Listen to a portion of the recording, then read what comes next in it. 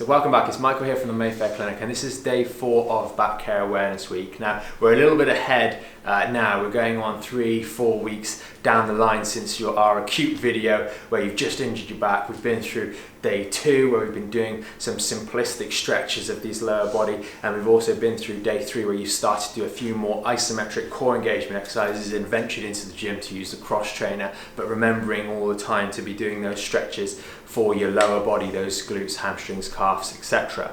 So at this stage, you're feeling good, generally speaking, and if you hadn't made that progress, then you've already been to see someone, so you should be getting looked after, because you shouldn't at this stage still have back pain, but you might get a little bit twingy from now and then after your workouts. So what are we doing now? We're working on challenging that body a little bit more so we can make further progress in our strengthening around the core, around the back, around the legs, to really build everything together, and also make sure that it's not getting too boring in the gym and we're doing things that actually feel like we're challenging or being challenged now. And this includes using the machines.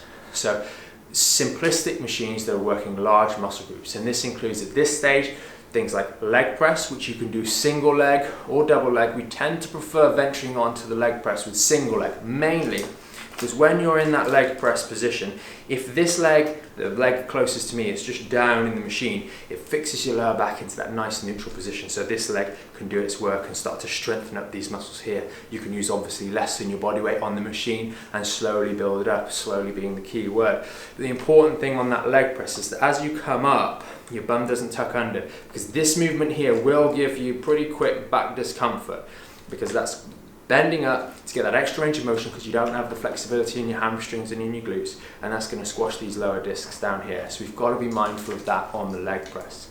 Things like the seated row in the gym, where you've got a nice chest pad here and you're rowing in to build up the lat muscles and the other back muscles that run down here and brace and protect this lumbar spine.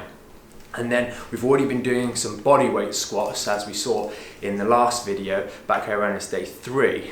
Now, considering after a couple of days of this process, or even weeks, using the leg press, doing some very, very light squats using a kettlebell or dumbbell between the legs. And again, the movement here should be a nice strong core. You've been doing your core exercises so your back's nice and strong. And as we go down keeping that core and back nice and straight. No bending on these squats, and we're purposely using a light weight that can either be held between the legs or up here in this position.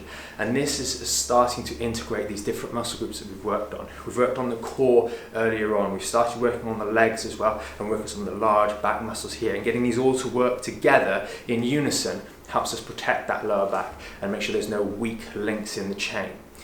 We can also do things for some of the guys as well, do a little bit of chest press, but make sure at this stage we're using the machines, preferably those pin machines where you just knock a pin in. We don't want to be picking up heavy 10, 15, 20 kilo plates and loading them on, because that's what's going to irritate your back.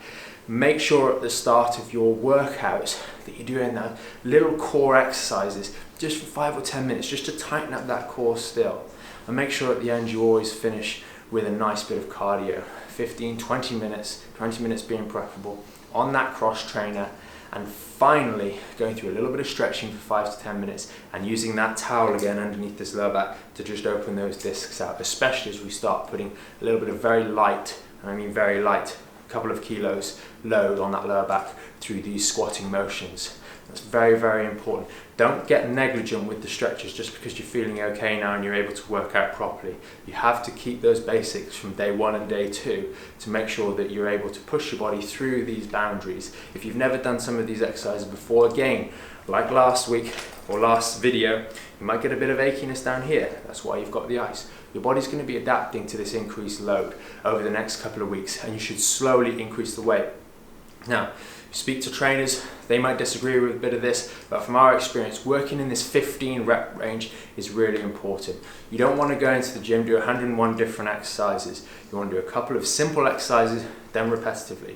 So we normally recommend a weight that's light enough for you to do 5 sets of 15 reps of the exercise. So that'd be the row, that'd be the leg press, that'd be the chest press, to make sure that you're not doing too many different things, faffing around with too many weights, and you know exactly what you need to do. And also, as you get towards the end of that 4th and 5th set, you're going to be fatiguing.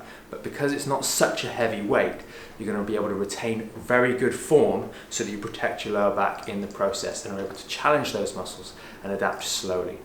There's 2 ways at this stage that you can really enhance the effectiveness of your program, and you should really do them in this order. Number 1, try and get the same workout completed in less time, and then number 2 is increase the weight, of course, but you've got to make sure you get those 15 reps done. Don't increase the weight and do 6 reps, that's not the point. You've got to keep those 15 reps done, and that will prevent you from increasing the weight too quickly and re-injuring this lower back. And if you need any more help with any of these exercises or any workouts, contact the team at the clinic through our website or the various portals we have on social media to see what exercises you should be doing and have a chat with our team. Again, thanks for watching, and stay tuned for day 5, the last day in this video series of Back Care Awareness Week, where we'll talk about a nice few workouts that you can do going forwards that are safe, simple, time effective, that will keep your body working and in good condition to avoid getting back pain in the future. Thanks for watching.